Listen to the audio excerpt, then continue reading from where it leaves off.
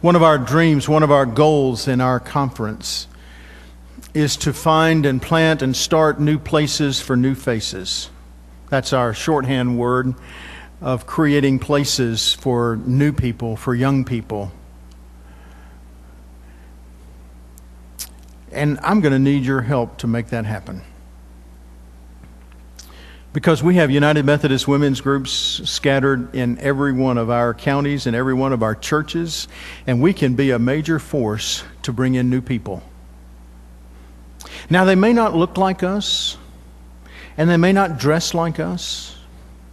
They may not even speak English as a first language. But I am absolutely convinced that John 3:16 applies to everybody in the world and not just to us. So, United Methodist women, let's start some new places for some new faces. We're going to join hands to do that.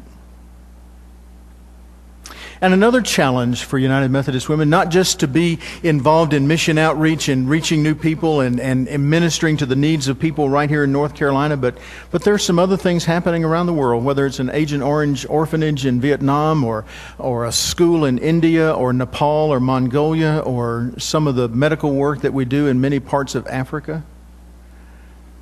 But in our 140th anniversary year,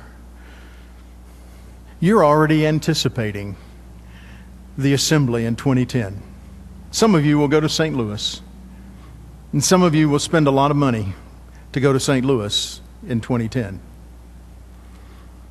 Last week when we were in Cambodia,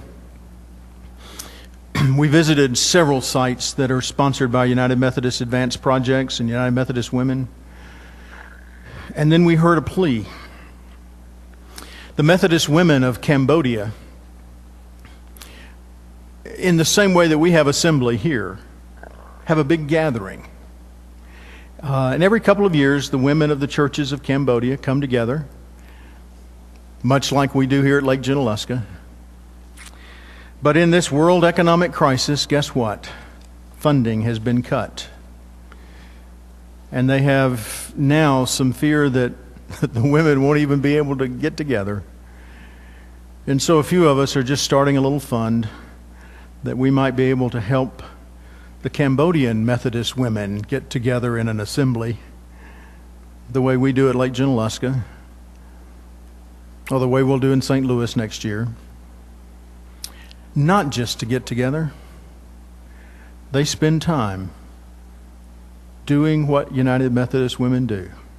Worshiping, praying, being trained and equipped to be about the mission of God in their part of the world. We have huge challenges before us. Southeast Asia is just a part of my life right now, and I've talked about that. But the need is just as great in Russia and in Africa and in South America and in Central America and in North Carolina.